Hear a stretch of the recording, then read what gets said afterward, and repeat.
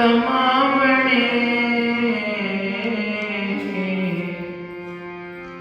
दोष ना काहू जोग परमेश्वर ते पुल्या व्यापन सबेरो बेमुख होए राम ते लगन जन्म बियो खिन में कोड़े होए गए जितने माया भोग विच ना कोई कर सके किसथे रोवे रोज कीता किछु न होई लिखिया तुर संयोग वड भागी मेरा प्रभ मिले ताऊ तेरे सब वियोग नानक को प्रभ राख ले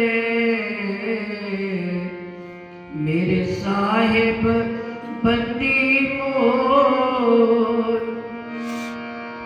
कतक होवे साध संग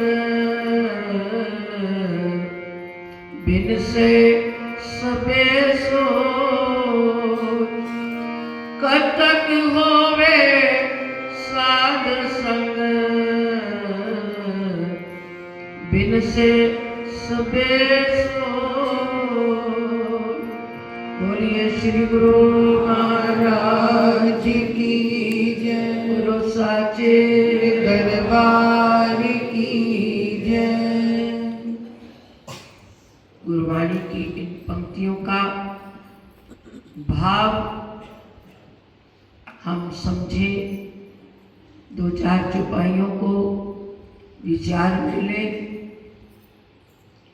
कतक कर्म कामावणे दोष न काहू जोग परमेश्वर ते भुलिया व्यापन सबे रोग। इस बात में ही हमें समझना होगा ये संसार कर्म प्रधान है। कर्म प्रधान विश्व कर राखा जो जस करे सो तस फल चाखा। ये रामायण की चौपाई है।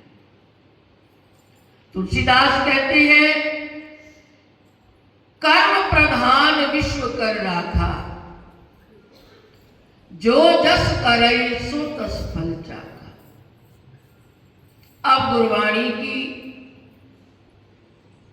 पंक्तियों की ओर भी यही हमें समझने को मिल रहा है।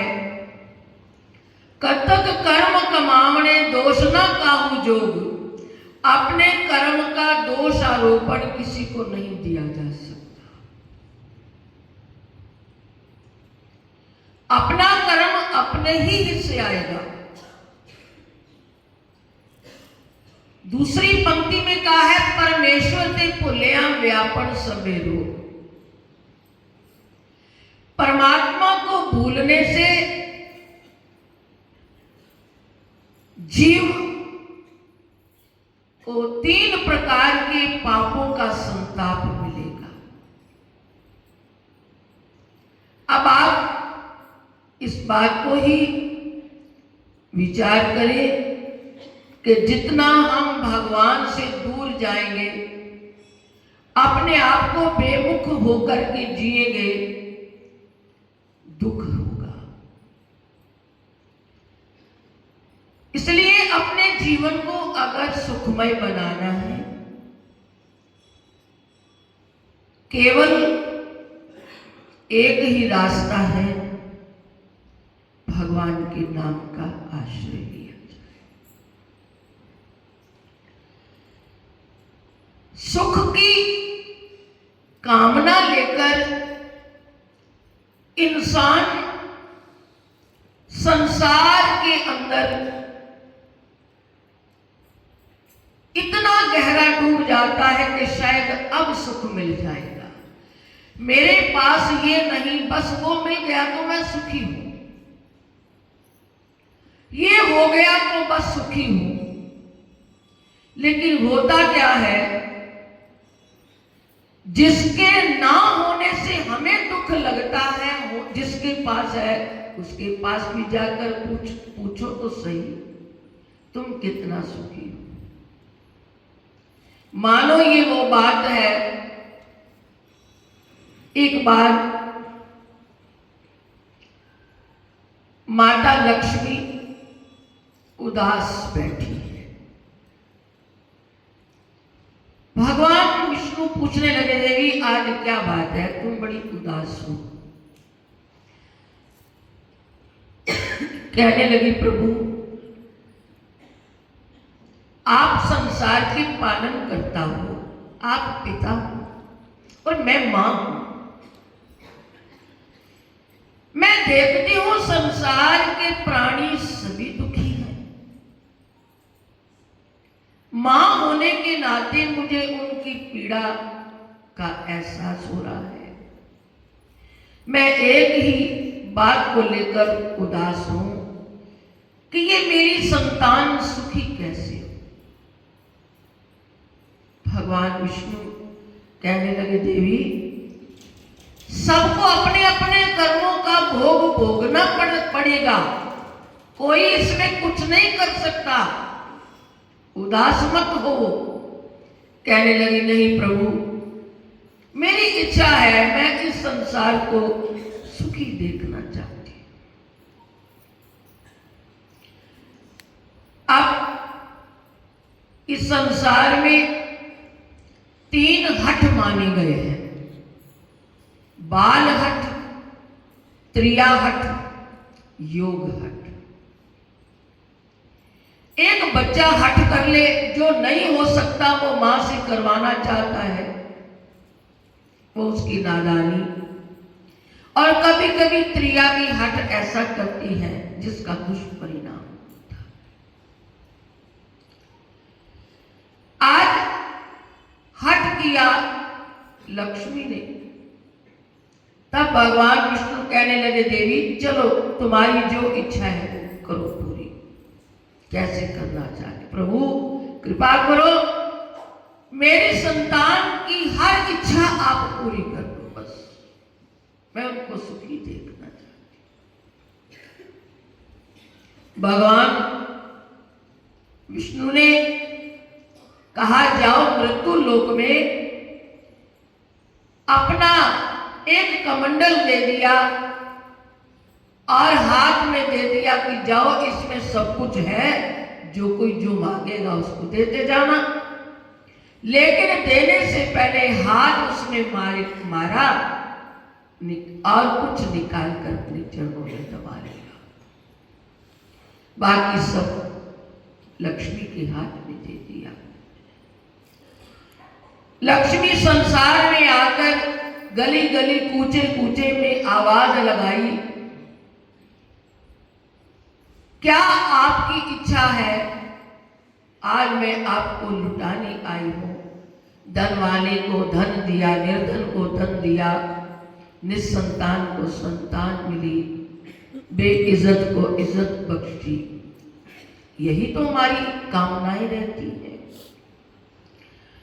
ये पूरा कार्य वो शक्ति है, कुछ समय के अंदर ये कार्य समाप्त करके भी भगवान के चरणों में पहुंची। भगवान कहने लगे, देवी आज आप प्रसन्न हो। कहने लगे, प्रभु आज मैं बहुत प्रसन्न हूं, मैंने किसी को भी नहीं, सबकी मनोकामनाएं पूरी की है। कुछ दिनों के बाद भगवान कहते हैं, देवी जाकर उनका हाल तो पूछो जिन्हें तुम सब कुछ देकर आई हो। विचार किया कि भगवान की ये बात भी सही है, फिर मृत्यु लोक में आती है। लेकिन दुखी हो गई, फिर सबकी हालत जो की जो है।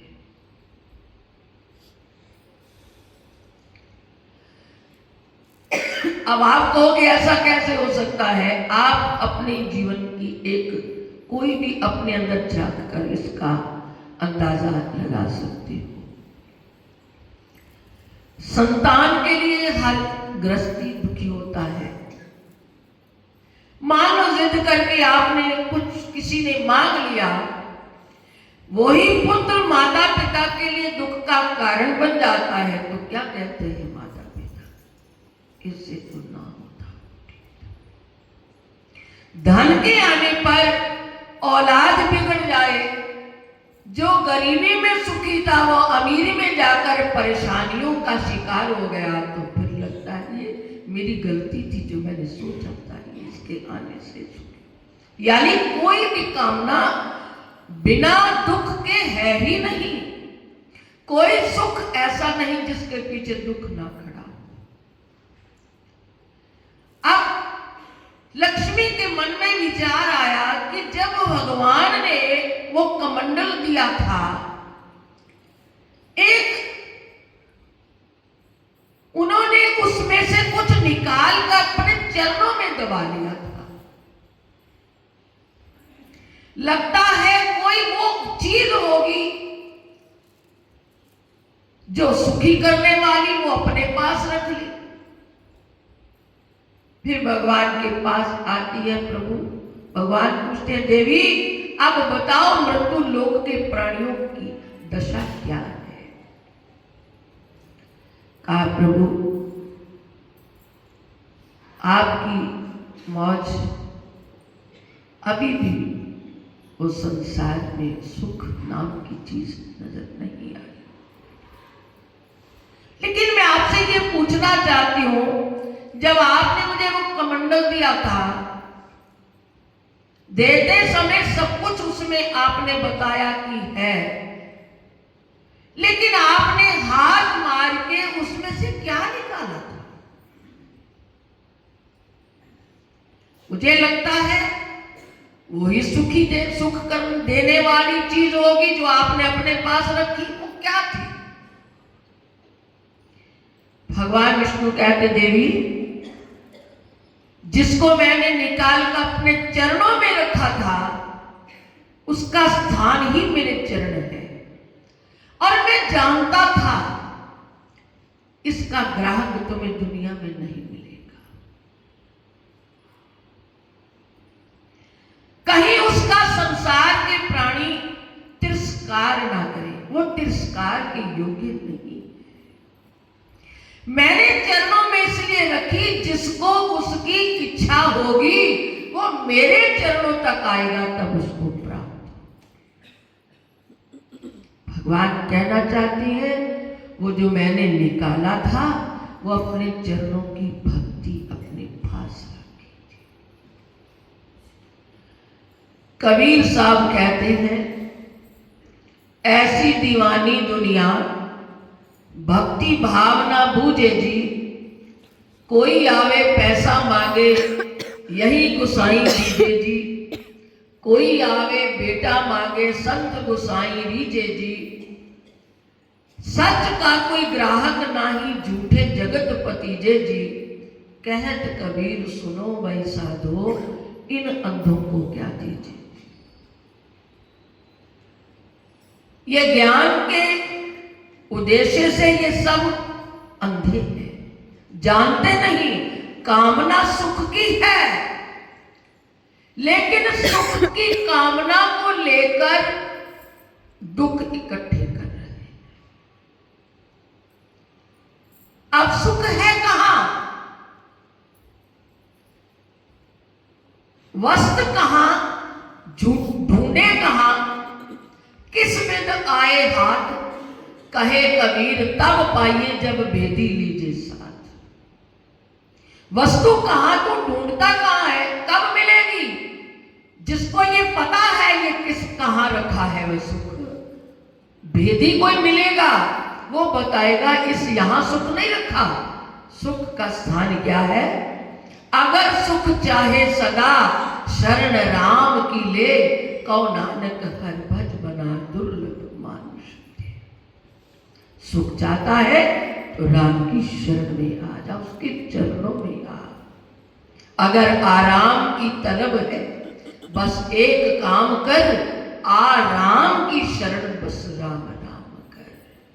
सुख का स्थान केवल भगवान के चरण है। भज मन राम चरण सुखदाई, सुख देने वाले उनके चरणों की छत्र छाया जिसको नसीब होती है, वो दुनिया के अंदर रहकर, रहना तो संसार में ही है, लेकिन उसको हर हाल में जीना आ जाता है। सुख आता है तभी उसका ही दर्शन करता है, प्रभु ने तेरी कृपा है। लेकिन दुख आने पर घबराता नहीं, उसके पीछे भी प्रभु की कृपा ही मानता। बस ये जीने की कला है जो हमें सत्संग के अंदर बैठकर समझ में आती है। धीरे धीरे हमें भगवान के चरणों में ज्यों ज्यों मन जुड़ता चला जाएगा, संसार के दुखों से हम मुक्त होते चले जाएंगे। तो